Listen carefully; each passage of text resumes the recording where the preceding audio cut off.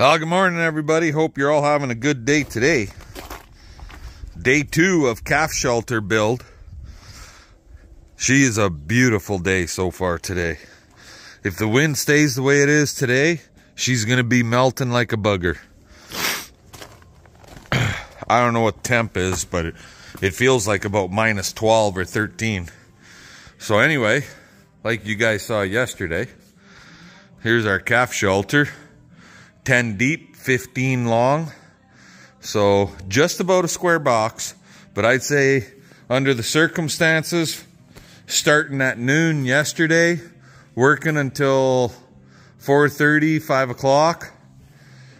On this thing, none of the steel was cut, so we had to cut all the steel, press it, weld her up, got it all put together. I'd say we're doing pretty good. So now, what's going on here today? Well, today, see this bucket full of these little angle iron clips. So what exactly are these? Like what size, right? So we got our holes drilled. CP did all this angle cutting, and she drilled all the holes. 3 inches with a 3/8 hole. So we got to weld all these suckers on, and basically you just weld them on just like that right there. So I need one down there, middle, top, all the way around. So what I do, lots of guys say, well, you got to put your tin on and have strapping every 2 feet. Well, on these calf shelters, I don't go every 2 feet. So from that rail right there, now keep in mind it's 6 inches off the ground to the bottom edge of it. So from the top edge of the rail right here, 32 inches up. That's where the middle one goes. And then, well, the top one goes up here. Same up there. Same here, 32 inches. Now the back wall is just slightly different. So we go from the rail on the ground, 32 inches up. And I try to set them up so that the steel part, that the wood butts against, so this part here is to the inside of the building. That way, if you want to run a screw in, you can run your wood screw through the tin right into the wood right on the end here. So then we got to put one up here. It'll just go like that. It'll be at a little bit of an angle, but that's no big deal. You can always pull it a little bit away, and then you got some fill to do with your weld, but it's no big deal. Same at the bottom. Same here. Now, if this was a 24-foot building per se, and you only had one middle support right here, so that's 12 feet.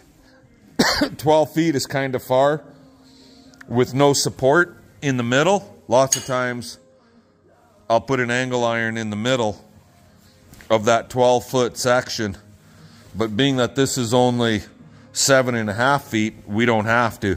It'll be more than strong enough by itself. Anyway, so yeah, that's what's going on here now. And then after that, I'll figure out what I need for my flat bar for the rooftops. So I'm going to get to work at welding these guys on, and I'll bring you guys back later. Whew! She's warming up, guys. It's really warming up. Oh, look, here comes Kenny, my buddy Kenny. Anyway, got all the tabs welded in all the way around. Got all the rooftop tabs welded in. You need 18 of these guys right here. So, and on the center one, because we're just running full length boards, I alternated. So you see, and this one sticks out this way. This one sticks out that side. This side, that side, this side, that side. Works out nicely. We ended up running for every 2 feet on center on our rooftop.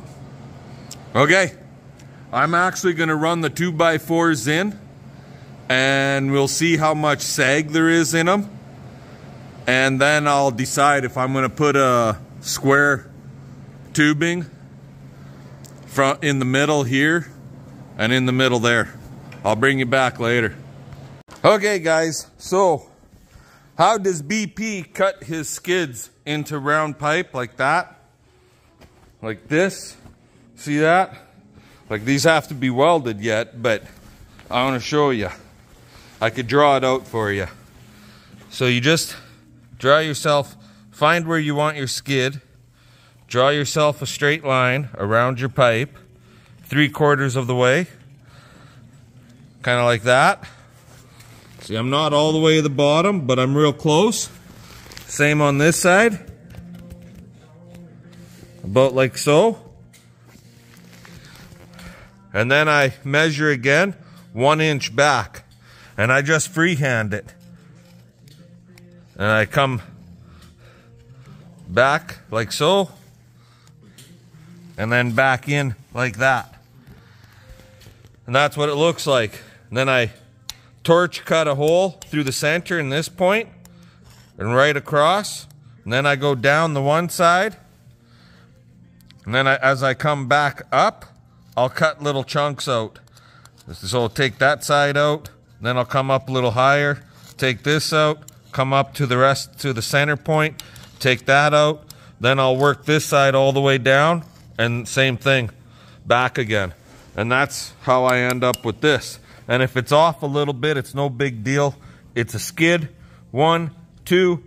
If it's off a little bit, you can adjust it a little bit with your torch and to get a nicer, cleaner fit, and then just weld the son of a bitch around, and you're good to go. Then we take a bar from here and run it across back to here. That just helps stabilize this bar all the way back. And that's my wife's job. She's got to cut me 4 pieces of steel. Not wood, steel. I can't weld a piece of wood to a piece of steel. You don't know how to cut steel or what? I gotta show you how it's done. I cut all of those flat bars up there and drilled them. I cut everything else. It's about time I saw you do some work.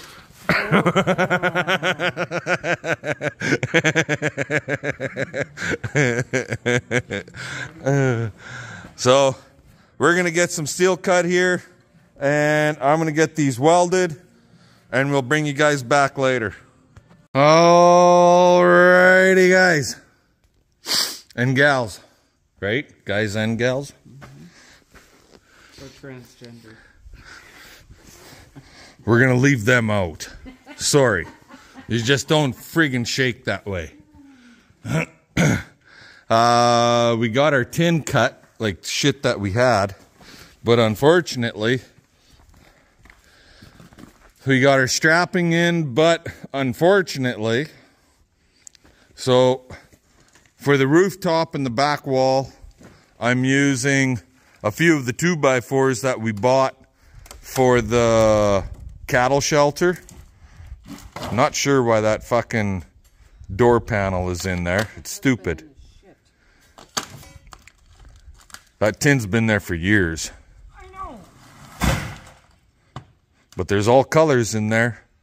I see silver, I see blue, I see, is that brown? Yeah. Green? Yeah.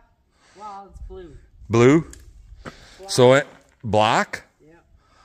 So anyway, of the white sheets that I purchased years ago, and you guys, if you go back a couple years ago, we put some of them on the wall. And some of it's on the ceiling, and then we had a change of plans, and we're not putting it on the ceiling no more. And then we put some of this stuff on a different cattle shed. And this is the last of it. We had enough to do the five sheets for the roof and 5 sheets for the back wall. Now we gotta scrounge to find enough to do the 2 end walls and the front wall. Anyway, also, I got to run for wood for the end walls. Because shit, it's 16-foot material that I've got on the trailer for the cattle shelter. Well, this is 10 feet. I'm cutting 6 feet off. What the hell do you do with 6 feet? It doesn't work nowhere, right? So I'm going to have to run to Wood Country tomorrow and buy some 10-foot boards and some bolts. We're out of bolts also. You'll probably get enough out of there to do one wall, but probably not to do 2 walls. That would be our luck anyways. Anyway, I'm going to let you guys go. And we'll bring you back tomorrow. And it'll have to be calf, small animal shelter. It'll be a 3-day thing for us now. Later. How's she going, guys? So, feeding cows here this morning, and right over there. And this gate's been open all along, but anyway, the cows haven't been coming out to the pasture because we've been feeding them in the bunks right here behind the shop area. But I moved the bunks, brought a bucket load out, and then I noticed this girl is out in the bush over there. Now, why is she the hell out there, right? Well, my guess is she's gonna fucking calve. And she went for a stroll because she wants to have a baby. And that's what cows do generally. They'll take off and go way the hell out in a fucking snowbank some goddamn place to calve all by themselves.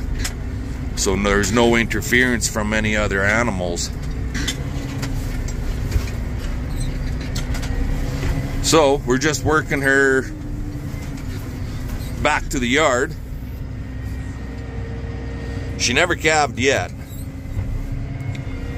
Green 69 or red 8. I'm gonna try working her right back up. Well, maybe I'll leave her alone and she can go eat for a bit. But she did not calve yet, so that's a positive. I'll keep an eyeball on her here for while I finish filling the bunks. And then we'll see about getting some straw put down in this windbreak corral. And we can get it closed off. I've got the corral panels and everything here to close it off. It's getting to that time of the year, boys and girls. Anywho, let's get these girls fed up and we'll bring you guys back. Talk to you later. Well, all the cows are here. There was 53 out in the bush pasture until we rounded up all our heifers and pulled them off, plus our second calver, that big flat black brockle face that I like. So there's 42 here, and the gate is now shut. There. It's not the greatest gate in the world, but once we get more into the calving season, I'll be moving that corral panel into that gateway. That's why it sits out here.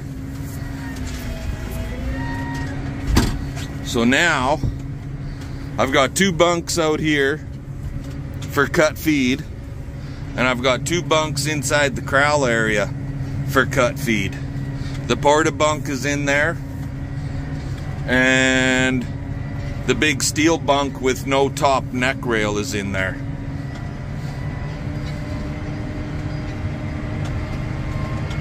And I'll give them some cut feed in those 2 bunks later on this afternoon.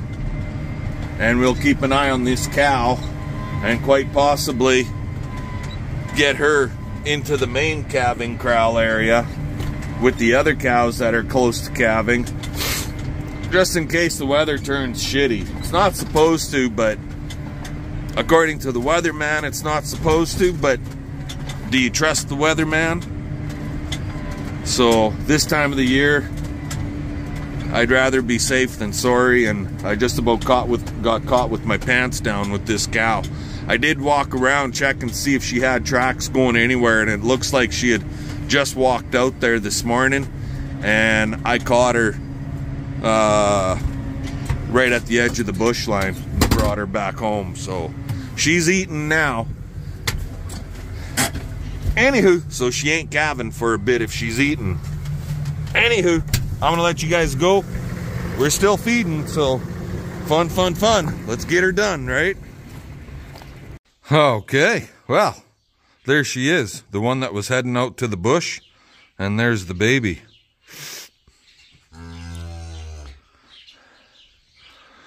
I have no idea what it is yet, guys. We got her in here, we did some more feeding, and bedded the windbreak corral down, and then came in here to check on her, and it was a done deal. So that's good news there. Sad news, our cow that was not feeling too well, she passed away last night. So she is no longer with us. Unfortunately, we lost her. What? You waving goodbye? No. Or are you waving hello? Putting my glove on. You're putting your glove on, your gloves that are way too big for your little hands. Yeah. So, anyways, now, off to new and more wonderful adventures.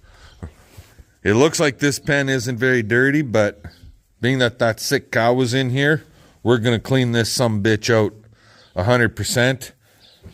But I think before I clean this pen out, we're going to go finish our calf shelter. So let's get over to there and deal with that, and we'll bring you back later. Well, she's coming together, guys. It's all tinned off on the outside walls. We're just using all kinds of shit that we had laying around the farmyard here. So here we got some black, we got some blue, we got some white. More white across the back wall. Rooftop is white. This white on the front wall right here, this little bit, it's all miscellaneous cut-off pieces, like 3.5 feet long, but it worked out for our strapping, so that's what went on here, right? End wall is galvanized. It's a lighter tin, lighter galvanizing. I still got to screw the very front strapping on the rooftop, so this one is all screwed down, and the back one is all screwed down. I've got it set up so it's just barely sticking past this part, so not by goddamn much, but a little tiny bit. Anyway, there's a big gap up there, right? So what we do for that, you take a board, basically a slab, and you got your strapping there, just put that in along the side. It trims off the top edge and it closes off so that you're not getting so much wind through the top. Just screw that right in to the strapping for the rooftop, and you could run another set of screws if they're long enough into this strap where those nailer screws are, or those metal screws to hold the sheet metal on. So yeah, it'll work out good for us. CP went and found me 3 slabs that are pretty nice and square. So that's what we'll use to close that off with. What? Nothing? She just got done watering the piggies. I think I got watered. You got watered? Yeah. So we're putting a double neck bar on here. One a little bit lower for the calves, obviously, to get underneath. If it was just cows, I wouldn't worry too much. But being that it's heifers, I'm putting another one in 8 inches higher, and that way they shouldn't try jumping inside. Anywho, I gotta drill the holes in this. This is our upper rail, and yeah, then I go on the roof and finish screwing all the roof down. We'll talk to you guys later.